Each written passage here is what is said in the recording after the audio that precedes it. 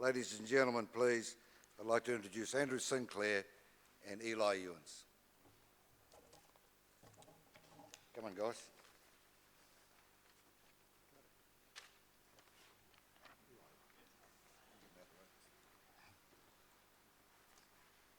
Kia ora, and thanks, George, for the introduction.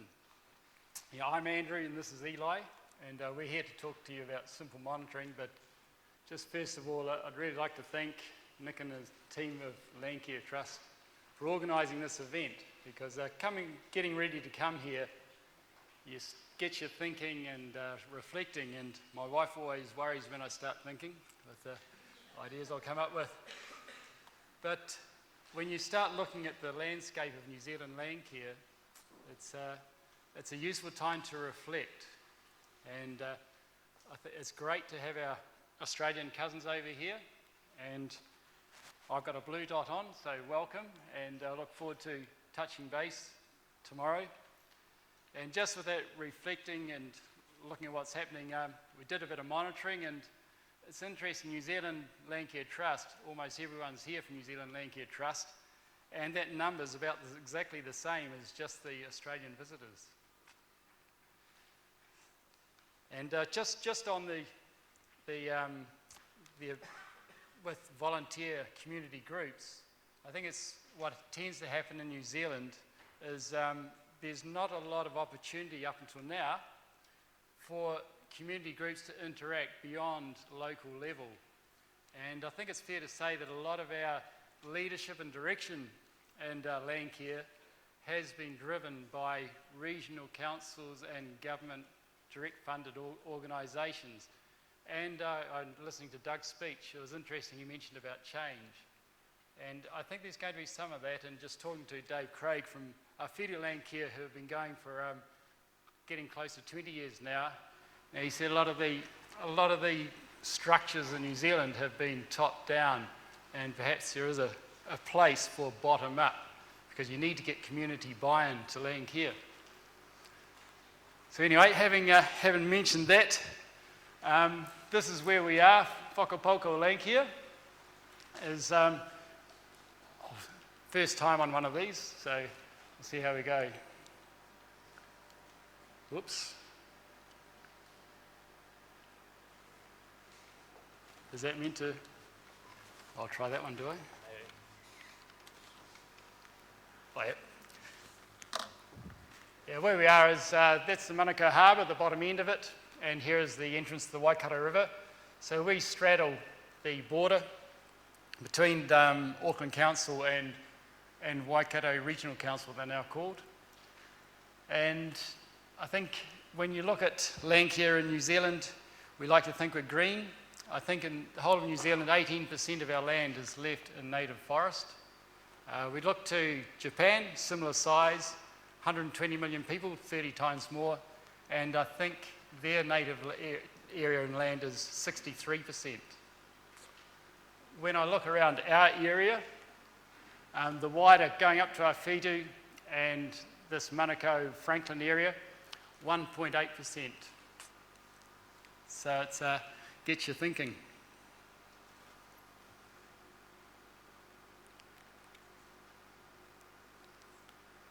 Oops, do I have to switch back to? Maybe I have to switch back to this one.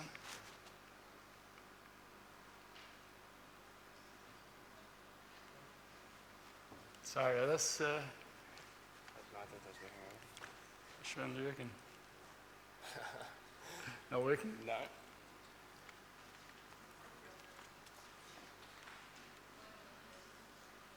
It's our first PowerPoint we've put together. Oh, pointing where? All right. Okay. Whoops.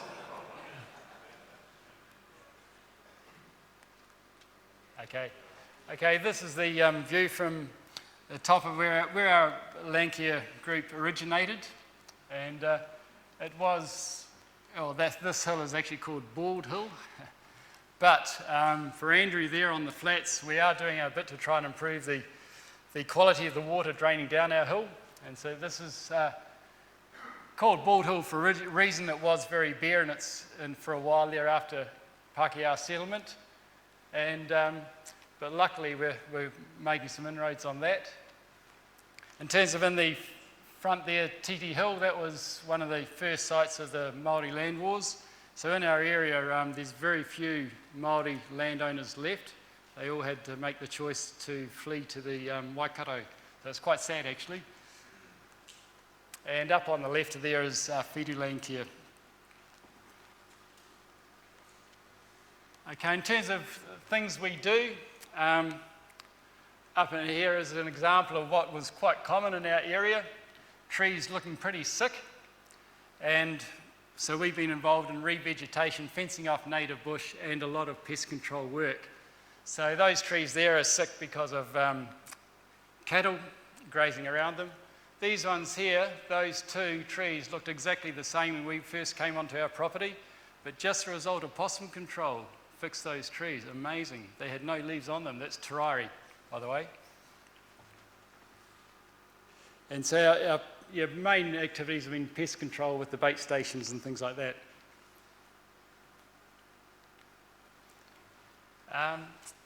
This is celebrating, one of the things we do, celebrating the death of 5,000 possums. Reckon it achieved there. And now we've got the second invasions of Australians, but we're a lot friendlier to you guys, okay? So we won't shoot you. Yeah, so that was...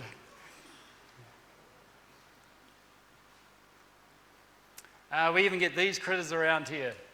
And that was when I was in China and my wife shot them with a camera. Get the gun, get the gun.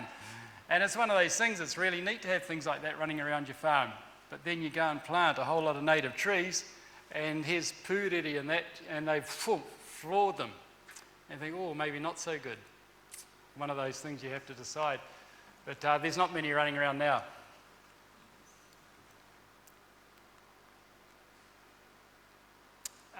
As Helen mentioned before, I think it's good to reflect on a few things, and one issue about land care, sustainable land care, it's really important. You do have to think long term to be effective.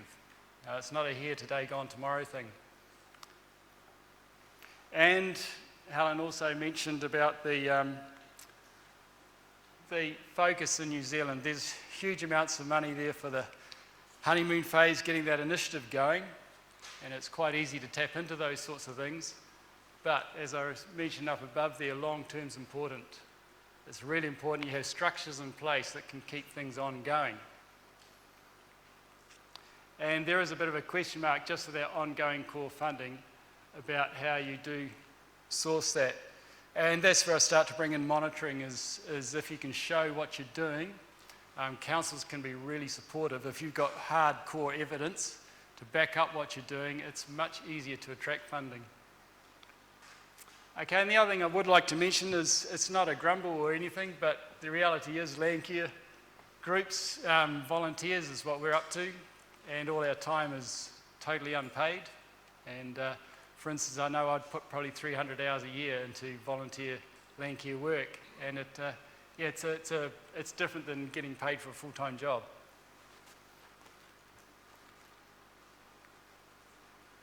Right. Simple monitoring is what we're talking about. Simple, big emphasis, okay? It has to be simple. Quick and low cost as well, or it just won't be used. That's for Landcare. From monitoring, it's really important that you do it because you need feedback for yourself and your group members in the community to give you positive and accurate feedback of how things are going.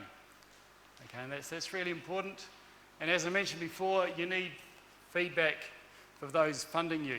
And that's something we work really well with Auckland Council and Waikato Regional Council. They've been very supportive with us. And we don't have to fill out huge numbers of forms and bend over backwards every 6 months or 12 months to get some of our core funding for the pest control. It's been really good.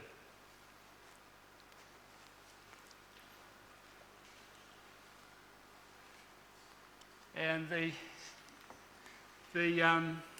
where are we up to? Oh, sorry. And with our monitoring, there's simple monitoring. There's a lot of good monitoring tools out there, but with the emphasis on simple, we've developed them a bit.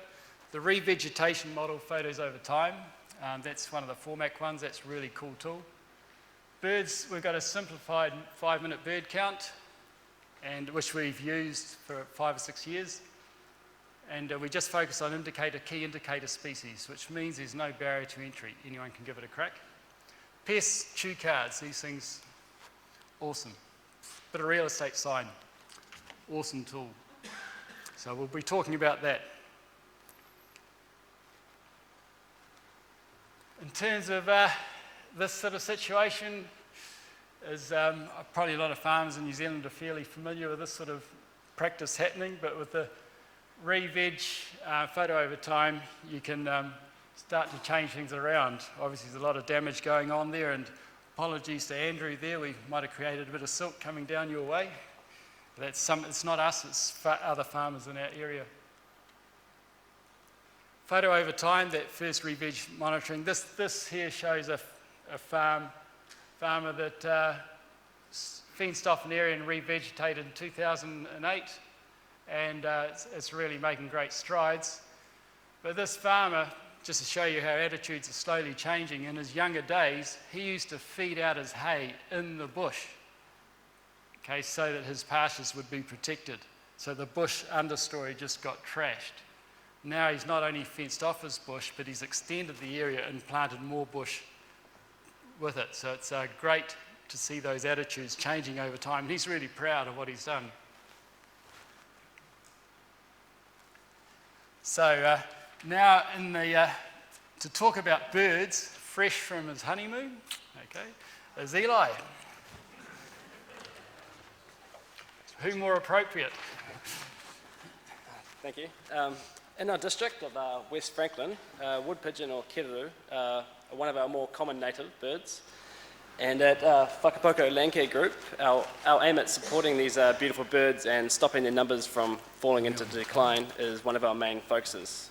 And here it is, a hugely handsome bird with a conspicuous opulent build, beautiful markings and a particularly easy identifiable method of flight. Here we have the native Terari tree, which is reasonably common in our district. It's a large tree, around 10 metres tall, with dark glossy green leaves and producing huge berries, which are consumed almost solely by the keruru due to their particularly large size. Here we can see the berries up close, along with their foliage. The high protein content of these berries makes them particularly ideal food for the keruru. So it naturally follows that in our aim to support these birds, we need also to support the vegetation that they live upon, which is not limited to entirely Terari, but also includes mero, tawa, kowhai, etc. However, along with simply protecting these birds from pests, which Andrew will talk about more soon, we also need a simple way to monitor their numbers to provide us with feedback as to their status compared with that of other districts, as well as being able to plot their numbers over time to gain information as to whether our pest control practices are having an effect, and if so, which ones. Furthermore, a clear monitoring system along with its findings works to produce an awareness tool to communicate to the wider public as to the population of such birds. Monitoring is also an important tool when searching for funding, especially for small community groups such as ourselves, as being able to display positive trends in native species is far more likely to generate outside support. Now, bird monitoring is not something new. In fact, it's a fundamental tool used by many groups involved with similar conservation programs. However, I'll go through a system that we use at Whakaupoko Landcare Group that we see as having many benefits. So, bird monitoring made simple. For a monitoring system to be effective, we see it as important to cover the following points. It firstly needs to target key indicator species. We use the keruru, tui, fantail, and grey warbler. These species were chosen due to their easy identification, as well as their expected response to our pest control practices.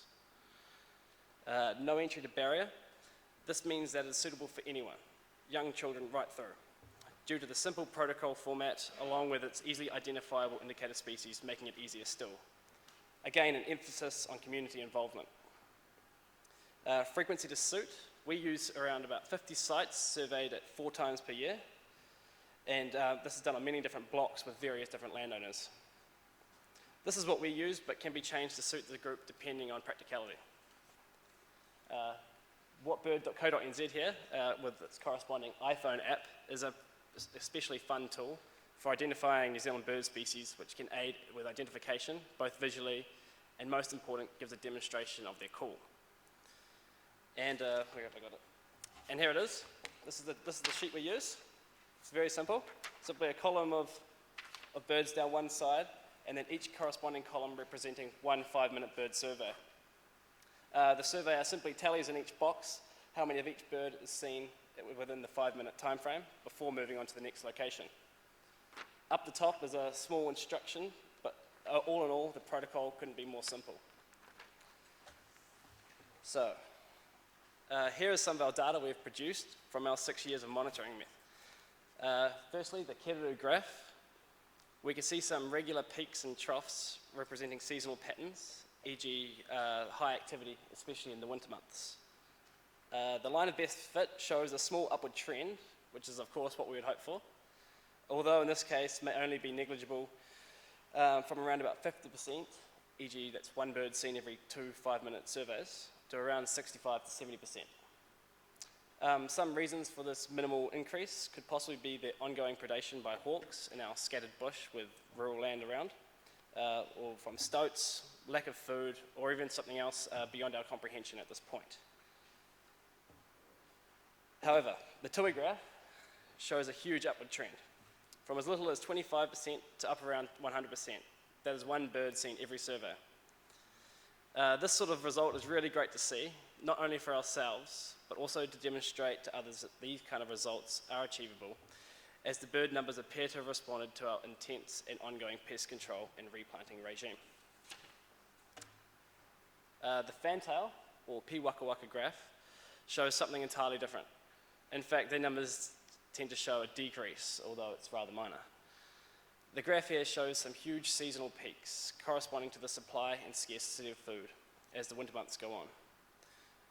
Some other reasons for this lack of increase could be that the fantail was not affected by the targeted pest species and therefore does not show any noticeable improvement. Or that perhaps they are limited by something else, e.g. food supply, competition for nest sites, disease, or from another pest beyond our scope, e.g. domestic cats. Well, that's the bird monitoring section. I'll now hand you back over to Andrew to discuss another tool that we use in conjunction with the bird surveying, that of pest monitoring.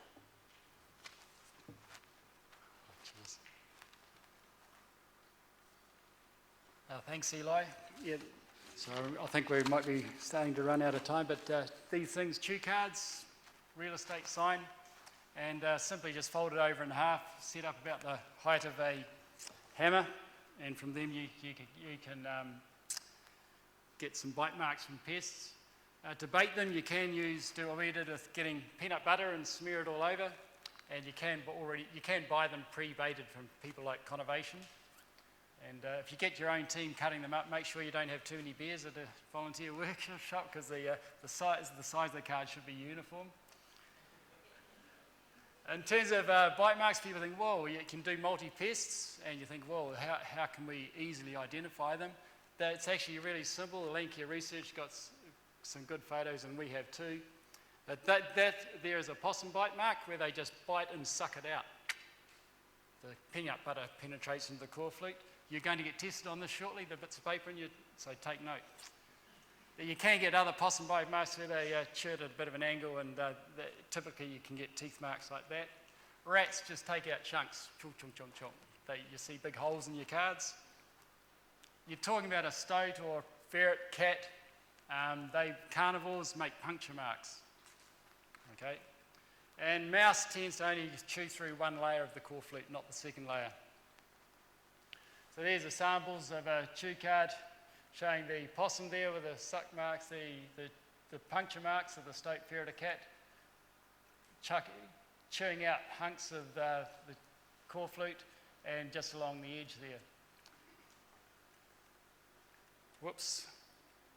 So now we need lights, and you've got a piece of paper there, you've got 8 samples to identify, and a couple of them might have more than one pest. See how you go, you've got a minute there to do that.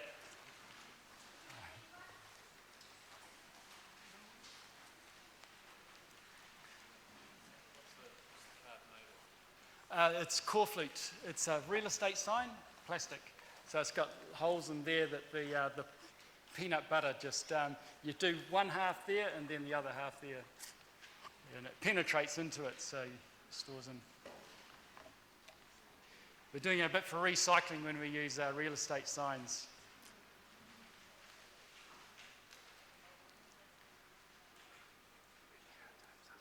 Is it?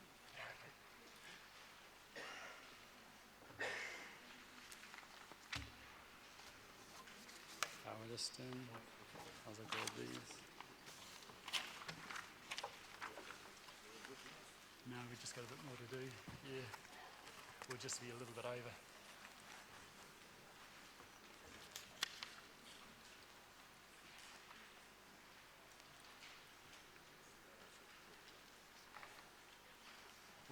We have these cards up on our display board, so these exact cards, so you can have a flick through them.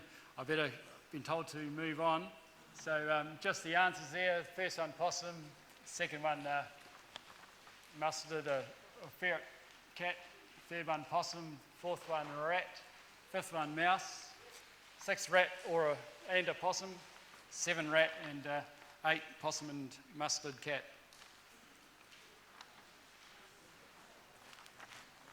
So just to finish up here, I've just got 3 more slides. See how we put these into practice. We've just introduced it last year as our first monitor. There's a protocol we've established with the help of Animal Health Board and for Landcare groups and with Landcare Research, Peter Sweetapple. And so this just shows you our chew cards. The white's clear and the other ones are various pests. But we've got them there, we've done it once, and we'll go back to those sites and extend those sites on a year-by-year basis, so we'll have a good trend of monitoring our pests in the area. And this is more of a close-up, and so you can see there you get clear lines of free, and then some people have been a bit slack with their baiting and that, and you get this concentration of pests. So even though that distance is only 200 odd metres apart, and you can do that, it's all on Google Maps on a website, you can pick up something about that. So just in summary, chew cards are a cool tool, simple, easy to read, sensitive and multi-pest. Animal Health Board are using it to save money. They're using it, it's made their dollar go much further. And Eli he is using it the same way as they are. They're even using it instead of pre-feeding. Okay, it's a really cool tool from there. Excellent for Landcare groups, not only as monitoring, but also as a wake-up call to people that, oh yeah, I'm putting out bait, yeah. But you show them the results, well, maybe I need to actually do it. And pest control tool like Eli and Animal Health Board are using it. And this is showing our results. 49% of the cards were free of pests, and the result there for possums shows really high. You think, whoa, 34%. But chew cards are actually approximately 7 times more sensitive than RTC leg trap holders. And so that equates roughly to a 5%. And in our area, a lot of the land is only recently getting going on pest control. Rats, 13%, quite low. And that probably reinforces why the tui numbers are so high. Tui nests get predated big time by rats. Okay, so where to from here? We spend a lot of volunteer time, and it needs to be taken a little bit further. So we're after some ideas on how to get some funding and a group of interested people don't want to just focus on the protocol, the science of it, and we'll probably get told by regional councils and government bodies that you should, will go out and help you teach people how to run it. Has to be really simple. So a little bit spent on that, but needs to be web friendly, and you need to have an attractive data presentation so people can understand results simply. And spreading the word nationwide, those are the key area. And the benchmark equals primary school children should be able to do it, and then we might have a chance of being able to do it. So yeah, and come around to our stand if you want to talk about it more. If you've got some good ideas on how we could take this a bit further, it'd be great to hear from you. Thank you.